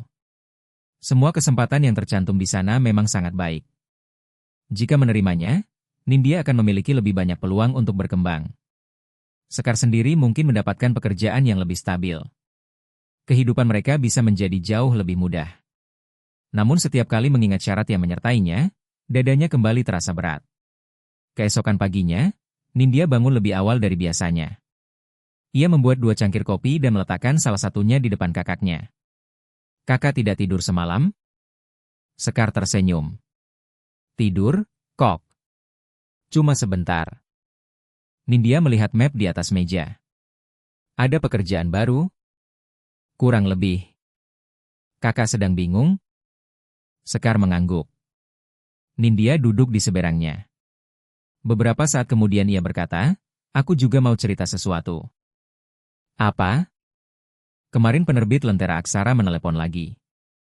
Mereka sudah menandatangani kontrak denganku. Kakak sudah tahu soal itu? Bukan. Ada satu hal lagi. Nindya berhenti sebentar. Mbak Maya bilang, orang pertama yang membeli karya-karyaku adalah sebuah akun yang tidak dikenal. Kalau waktu itu tidak ada yang membeli 3 karya sekaligus, mungkin karya-karyaku tidak akan ikut dibagikan dan mereka juga belum tentu memperhatikanku. Sekar tersenyum. Kalau begitu, itu hal yang baik. Nindya menatap kakaknya cukup lama, lalu tiba-tiba berkata, aku cuma berharap suatu hari nanti kakak juga punya seseorang yang benar-benar menyayangi kakak. Sekar tertegun. Nindya tersenyum lembut. Kakak sudah terlalu lama mengurus aku. Jangan sampai kakak kehilangan kebahagiaan sendiri hanya karena terus memikirkan aku. Mata Sekar mulai terasa panas. Tiba-tiba ia menyadari bahwa selama bertahun-tahun dirinya selalu merasa telah berkorban demi Nindya, tetapi tidak pernah sekalipun bertanya apakah adiknya benar-benar ingin melihat kakaknya menjalani hidup seperti itu. Sore harinya, Sekar kembali ke kedai teh di Menteng, Jakarta Pusat. Ratna sudah duduk menunggunya. Tidak diperlukan banyak kata. Sekar meletakkan map itu di atas meja. Terima kasih atas semua yang ibu tawarkan. Tapi saya tidak bisa menerimanya. Ratna menatapnya. Kamu sudah memikirkannya baik-baik? Sudah, Bu. Sekar berkata dengan tenang, saya sangat menghargai niat baik ibu. Tetapi kalau hari ini saya menerima semua ini, setiap kali melihat kembali kehidupan saya nanti, saya akan selalu bertanya kepada diri sendiri apakah saya sedang menjalani hidup saya sendiri atau hidup yang dipilihkan orang lain untuk saya. Ratna mengembuskan napas pelan. Kamu tidak takut akan menyesal? Sekar tersenyum. Takut, Bu. Tapi saya lebih takut menyesal karena memilih menyerah. Ratna tidak mengatakan apa-apa lagi. Ia hanya mengangguk perlahan. Ketika Sekar meninggalkan kedai teh, Ratna masih duduk memandang kepergiannya cukup lama. Untuk pertama kalinya, ia mulai memahami mengapa putranya begitu menghargai perempuan tersebut. Pada saat yang sama, di kantor pusat Cakrawala Nusantara Group, ponsel Arya bergetar. Orang yang menelepon adalah ibunya. Suara Ratna tetap tenang seperti biasanya. Arya, ibu baru saja bertemu dengan Sekar. Tangan Arya yang menggenggam ponsel menegang. Ia tahu sejak detik itu, tidak ada lagi yang dapat membuat hubungan mereka tetap sesederhana sebelumnya. Setelah percakapan dengan ibunya berakhir, Arya duduk diam cukup lama di ruang kerjanya. Di balik dinding kaca, lampu-lampu Jakarta sudah menyala. Lantai 32 gedung Cakrawala Nusantara Group masih terang benderang. Para pegawai yang lembur berjalan di sepanjang koridor, suara printer, dering telepon, dan rapat daring terus berlangsung seperti hari-hari biasa. Namun di dalam ruangannya, semuanya terasa mendadak sunyi. Selama bertahun-tahun memimpin perusahaan, Arya selalu percaya bahwa setiap persoalan memiliki solusi terbaik selama seseorang mempunyai cukup waktu, cukup data, dan ketenangan untuk menganalisisnya. Namun kali ini berbeda. Masalah yang dihadapinya tidak berada di dalam laporan ataupun lembar perhitungan, melainkan di antara keluarga dan perasaannya sendiri. Terdengar ketukan di pintu. Masuk. Farhan melangkah masuk. Pak Arya. Ada apa? Saya baru selesai rapat dengan divisi komunikasi korporat. Arya mengangguk tipis. Bagaimana situasinya? Farhan meletakkan sebuah berkas di atas meja. Interaksi terhadap unggahan itu mulai menurun. Belum ada media arus utama yang mengangkatnya. Sekarang hanya tersisa beberapa forum yang masih membicarakannya. Arya membalik beberapa halaman. Berarti cukup terkendali. Farhan tampak ragu sejenak. Ada satu hal lagi. Katakan. Sore tadi, Ibu Ratna bertemu dengan Sekar. Saya tahu. Farhan sedikit terkejut. Bapak sudah tahu? Ibu baru saja menelepon saya. Keduanya terdiam. Beberapa saat kemudian, Farhan berkata, Pak Arya, saya ingin bertanya secara pribadi. Sebenarnya sejauh apa Bapak ingin membawa hubungan ini? Arya menatap rekan kerjanya yang sudah lama bersamanya. Kenapa kamu bertanya begitu? Karena saya bukan hanya Direktur SDM. Saya sudah bekerja bersama Bapak selama 15 tahun. Saya tahu Bapak tidak pernah membiarkan perasaan pribadi memengaruhi pekerjaan. Tapi kali ini semuanya berbeda. Arya tersenyum tipis. Berbeda bagaimana? Bapak mulai memikirkan seseorang lebih daripada diri Bapak sendiri. Kalimat itu membuat ruangan kembali sunyi. Setelah beberapa saat, Arya menjawab pelan, mungkin. Farhan tidak membantah ataupun menghakiminya. Ia hanya berkata perlahan, awalnya saya sempat mengira Sekar mendekati Bapak karena uang. Tetapi setelah mengetahui lebih banyak tentang dirinya, saya tidak berpikir begitu lagi. Arya mengangkat wajah. Farhan melanjutkan, dia menolak hadiah, menolak perlakuan khusus, dan mengajukan sendiri permohonan untuk melanjutkan pendidikan. Bahkan ketika diserang di media sosial, dia tidak ingin Bapak menggunakan kekuasaan untuk melindunginya. Saya jarang bertemu orang seperti itu. Arya tersenyum kecil. Saya juga. Farhan menatapnya.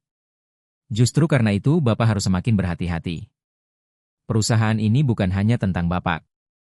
Saya mengerti. Saya selalu mengerti. Setelah Farhan pergi, Arya membuka laci mejanya. Di dalamnya terdapat sebuah kotak beludru biru tua. Ia mengambilnya, memandanginya sejenak, kemudian meletakkannya kembali. Cincin itu sudah dibelinya lebih dari sebulan lalu. Sejak hari ketika Sekar mengatakan bahwa Nindya tidak akan bahagia jika orang lain membayar jalan menuju impiannya, Arya tahu bahwa ia telah bertemu dengan seseorang yang benar-benar berbeda. Ia tidak membeli cincin yang terlalu mahal dan tidak memesannya secara khusus. Hanya sebuah cincin platinum sederhana. Yang ingin diberikannya bukanlah nilai benda tersebut, melainkan sebuah janji. 2 hari kemudian, rapat Dewan Direksi dan Komisaris berlangsung sesuai jadwal. Ke-12 anggota telah hadir di ruang rapat lantai 35 kantor pusat Cakrawala Nusantara Group. Setelah pembahasan laporan keuangan selesai, seorang anggota senior membuka suara. Pak Arya, saya ingin membicarakan satu hal. Silakan. Belakangan ini persoalan pribadi Bapak muncul di media sosial.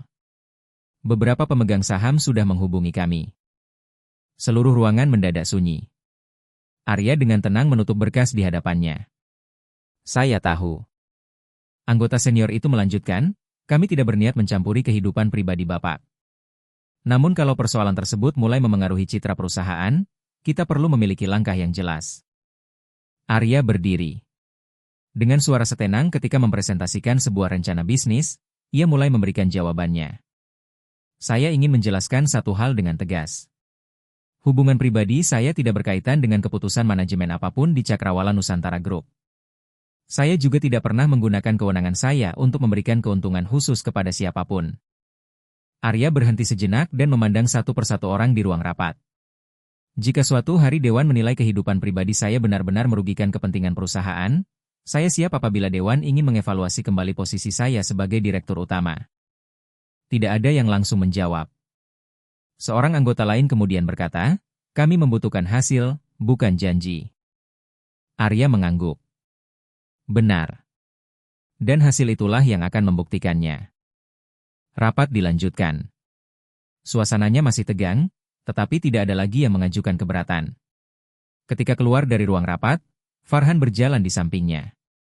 Bapak baru saja membuat beberapa orang mengubah pandangan mereka. Arya tersenyum tipis. Saya hanya mengatakan sesuatu yang memang harus saya pertanggungjawabkan. Menjelang sore, Arya mengendarai mobil menuju sebuah taman kecil di tepi Sungai Ciliwung.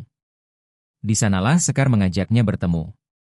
Bukan restoran dan bukan pula kedai kopi, hanya hamparan rumput hijau dengan pemandangan ke arah sungai. Sekar datang beberapa menit kemudian. Ia mengenakan gaun krem sederhana, rambutnya diikat rendah, dan tas kain lamanya masih tergantung di tangan. Mereka berjalan berdampingan untuk beberapa saat tanpa ada yang lebih dahulu berbicara. Akhirnya Sekar membuka suara. Ibu bapak sudah menemui saya. Saya tahu. Beliau sangat sopan. Iya. Saya tidak marah. Arya menatapnya. Sekar tersenyum. Saya hanya merasa terkadang orang tua menyayangi anaknya dengan cara yang tanpa disadari menyakiti orang lain. Arya sedikit menundukkan kepala. Maaf. Jangan minta maaf. Bapak bukan ibu bapak. Angin lembut berembus, membuat permukaan sungai beriak kecil. Arya berhenti berjalan lalu berbalik menghadap Sekar. Sekar? Ya? Kalau suatu hari saya bukan lagi direktur utama Cakrawala Nusantara Group, Sekar tampak terkejut. Kenapa Bapak bertanya begitu? Jawab saja. Sekar menatapnya cukup lama sebelum tersenyum. Saya mengenal Bapak di meja nomor 9, bukan di ruang rapat. Orang yang saya kenal adalah pria yang memesankan nasi hangat untuk adik perempuan saya, bukan orang yang muncul di televisi. Arya terdiam. Sekar melanjutkan, yang saya pilih tidak pernah jabatan Bapak. Pada saat itulah Arya tahu bahwa ia tidak perlu menunggu lebih lama lagi. Ia mengambil sebuah kotak beludru kecil dari sakunya dan membukanya perlahan. Sebuah cincin berkilau diterpa cahaya senja. Sekar membeku. Pak Arya? Arya menarik napas panjang. Sepanjang hidupnya ia pernah berdiri di hadapan ribuan orang, berbicara dalam konferensi besar, dan menandatangani kontrak bernilai triliunan rupiah, tetapi belum pernah sekalipun ia merasa segugup saat itu. Ia berlutut. Sekar, saya tidak bisa berjanji bahwa hidup bersamaku tidak akan pernah menghadapi kesulitan. Saya juga tidak ingin kamu menjadi seseorang yang bergantung kepada saya. Saya hanya ingin, mulai hari ini, kamu mengizinkan saya menghadapi setiap kesulitan itu bersamamu. Mata Sekar memerah. Tangannya perlahan menutupi mulutnya. Arya menatapnya. Maukah kamu menjadi istri saya? Air mata mengalir di pipi Sekar, tetapi ia justru tertawa di tengah tangisnya. Bapak tahu? Dulu saya berpikir jarak terbesar di antara kita adalah uang. Ternyata bukan. Jarak terbesar itu adalah rasa takut. Ia mengulurkan tangannya kepada Arya. Untungnya hari ini kita berdua sudah tidak takut lagi. Sekar mengangguk perlahan. Saya mau. Arya tersenyum. Untuk pertama kalinya setelah bertahun-tahun, senyum itu tidak lagi membawa kelelahan. Yang tersisa hanyalah ketenangan. Di kejauhan, matahari perlahan tenggelam di balik gedung-gedung tinggi Jakarta, dan sebuah babak baru dalam kehidupan mereka pun dimulai. 3 tahun kemudian, pada suatu pagi, halaman SD Negeri Menteng 03 dipenuhi suara riang para siswa. Sekar berdiri di depan papan tulis dan menuliskan beberapa kata dengan kapur putih. Pelajaran kita hari ini, rasa syukur. Ia berbalik memandang murid-muridnya. Menurut kalian, apa arti rasa syukur? Hampir seluruh kelas langsung mengangkat tangan. Seorang anak laki-laki bernama Bagas berdiri. Kita mengingat orang yang pernah membantu kita, Bu. Seorang anak perempuan bernama Alia ikut tersenyum. Dan nanti kita membantu orang lain juga, Bu. Sekar tersenyum. Benar. Kadang orang yang membantu kita tidak mengharapkan balasan. Tetapi kita bisa meneruskan kebaikan itu kepada orang lain. Ketika mengucapkan kalimat tersebut, tatapannya terdiam selama beberapa detik. 3 tahun sebelumnya, jika bukan karena sekotak nasi hangat pada sebuah malam yang diguyur hujan, mungkin ia tidak akan memiliki keberanian untuk kembali percaya bahwa masih ada kebaikan dalam kehidupan. Bel pulang sekolah membawanya kembali ke kenyataan. Sekelompok siswa segera berlari menghampirinya. Bu Sekar. Hari ini lanjutkan ceritanya lagi, ya, Bu? Sekar tertawa. Besok saja, ya. Ibu harus pulang sekarang. Di sudut lain Jakarta, Nindya sedang duduk di ruang kerja penerbit Lentera Aksara. Di atas mejanya terbentang sejumlah sketsa untuk buku anak terbaru. Maya menghampirinya. Nindya. Iya, Mbak. Hasil cetak percobaannya bagus sekali. Untuk edisi ini kita akan menambah jumlah cetaknya. Nindya tersenyum. Terima kasih, Mbak. Dari seorang mahasiswi yang dahulu menerima pesanan ilustrasi kecil satu demi satu hanya agar bisa membeli perlengkapan menggambar, kini Nindya telah menjadi ilustrator yang karyanya digunakan oleh berbagai penerbit. Setiap kali melihat buku dengan namanya tercetak di sampul, ia selalu teringat kepada kakaknya. Tanpa tahun-tahun ketika Sekar bekerja keras menopang kehidupan mereka berdua, tidak akan pernah ada Nindya yang sekarang. Cakrawala Nusantara Group pun telah mengalami banyak perubahan. Di ruang rapat utama, Arya sedang mempresentasikan laporan tahunan. Di layar terpampang sejumlah program sosial perusahaan, program kembali belajar bagi orang dewasa yang ingin menyelesaikan pendidikan, dana pengembangan keterampilan bagi pekerja, serta program pengurangan limbah makanan yang bekerja sama dengan berbagai restoran dan hotel untuk menyalurkan makanan yang masih layak konsumsi kepada dapur sosial sesuai ketentuan keamanan pangan. Salah seorang anggota dewan berkata, Pak Arya, program-program ini membutuhkan biaya yang cukup besar, sementara keuntungan langsungnya sulit terlihat. Arya tersenyum. Ada investasi yang nilainya tidak bisa diukur melalui laporan triwulanan. Kalau seseorang mendapatkan kesempatan untuk melanjutkan pendidikan, kalau makanan yang masih layak tidak terbuang sia-sia, atau kalau sebuah keluarga dapat melewati masa sulit, bagi saya itu juga merupakan nilai yang diciptakan perusahaan. Tidak ada yang membantah. Selama 3 tahun terakhir, kinerja bisnis Cakrawala Nusantara Group tetap tumbuh stabil, sehingga perubahan yang dilakukan Arya semakin mendapat dukungan. Menjelang sore, Arya mengendarai mobil untuk menjemput Sekar di sekolah. Ketika melihat istrinya keluar sambil membawa tas kain yang masih sama seperti dulu, ia menurunkan kaca jendela. Bu Guru. Sekar tertawa. Pak Direktur. Jangan panggil begitu. Bapak sendiri baru saja memanggil saya Bu Guru. Keduanya tertawa. Mobil perlahan meninggalkan sekolah. Malam ini kita mau kemana? Tanya Sekar. Arya menatapnya. Ada satu tempat yang ingin saya datangi bersamamu. Restoran Seroja. Papan kayunya masih terpasang, tetapi bagian dalam restoran sudah banyak berubah. Pemiliknya baru, para pegawainya juga baru, bahkan meja dan kursinya telah direnovasi. Hanya aroma lembut kayu dan alunan piano yang masih membuat Sekar merasa begitu akrab dengan tempat tersebut. Seorang pelayan muda bernama Salma menghampiri mereka. Selamat malam, Pak, Bu. Mau pesan apa? Arya melihat daftar menu, kemudian menoleh kepada Sekar. Kamu yang pilih. Sekar tersenyum. Masih menyerahkan pilihan kepada saya? Saya percaya kepada Bu Guru. Mereka memesan beberapa hidangan sederhana. Sepanjang makan malam, keduanya mengenang banyak kejadian lama.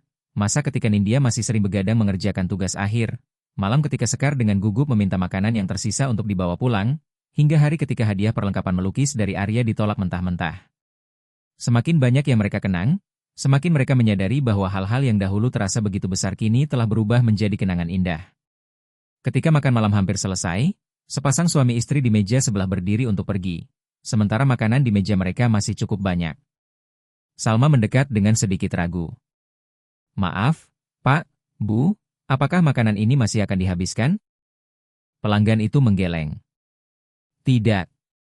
Kalau bisa, tolong dibungkus saja. Nanti ada anggota keluarga yang akan mengambilnya. Baik, Pak. Sekar memperhatikan Salma dan tiba-tiba teringat dirinya sendiri 3 tahun sebelumnya. Keraguan yang sama, kecanggungan yang sama, dan kekhawatiran yang sama akan sebuah penolakan. Arya meletakkan tangannya dengan lembut di atas punggung tangan istrinya. Sedang memikirkan apa? Sekar tersenyum. Sekotak nasi waktu itu. Arya ikut tersenyum. Saya masih mengingatnya. Ia berhenti sejenak. Kamu tahu? Kalau malam itu kamu tidak bertanya, mungkin saya akan terus menjalani hidup dengan cara yang sama seperti sebelumnya. Sekar menggeleng. Kalau malam itu kamu menolak, mungkin saya juga akan terus menjalani hidup dengan cara yang sama. Mereka saling memandang.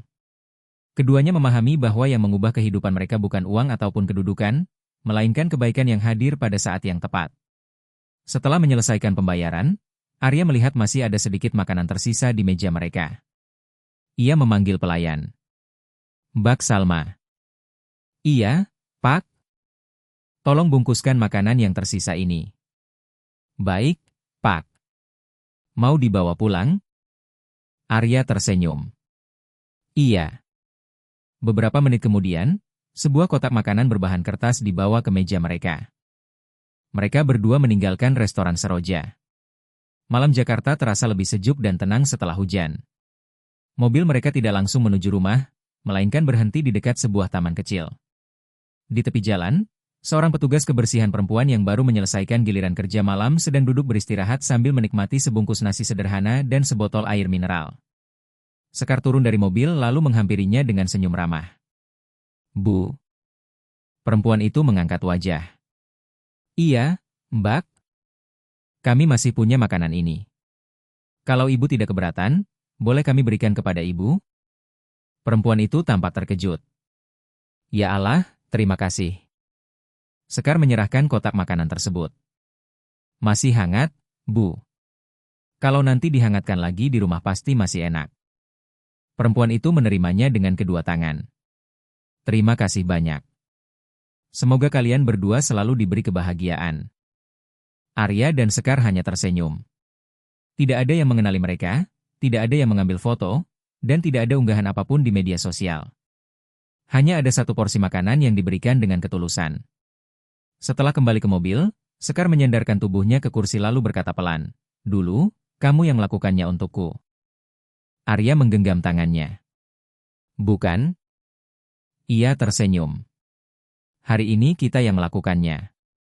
Mobil mereka perlahan menyatu dengan arus kendaraan malam. Di belakang mereka, lampu-lampu Jakarta masih menyala terang. Di suatu tempat, mungkin masih ada orang yang sedang berjuang hanya demi seporsi makanan, kesempatan untuk kembali belajar, atau satu peluang untuk mengubah arah kehidupannya. Dan di tempat lain, akan selalu ada orang yang bersedia berhenti sejenak, mendengarkan, lalu membantu tanpa melukai harga diri orang yang menerima pertolongan. Sebab terkadang sesuatu yang mampu mengubah seluruh kehidupan seseorang hanya bermula dari seporsi makanan yang tadinya hendak ditinggalkan begitu saja. Terima kasih sudah meluangkan waktu untuk mendengarkan kisah ini sampai selesai.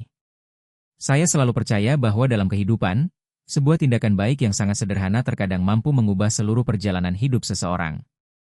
Bukan karena seberapa mahal pemberiannya, melainkan karena orang yang menerimanya merasa tetap dihargai dan diperlakukan sebagai manusia. Kalau kisah ini membuat Anda merenung sejenak atau mengingatkan Anda pada pengalaman tertentu dalam kehidupan, saya sangat senang jika Anda bersedia membagikannya di kolom komentar. Saya selalu membaca cerita dan sudut pandang yang Anda bagikan, karena terkadang pengalaman nyata seperti itulah yang menjadi inspirasi bagi kisah-kisah berikutnya. Terima kasih sudah menemani perjalanan cerita ini. Semoga Anda dan orang-orang yang Anda sayangi selalu diberi kesehatan, ketenangan, dan keselamatan. Dan jika suatu hari ada kesempatan, berikanlah sedikit kebaikan kepada seseorang yang membutuhkannya. Siapa tahu, sesuatu yang terasa sangat kecil hari ini justru menjadi sesuatu yang sangat besar dalam kehidupan orang lain. Sampai jumpa di cerita berikutnya.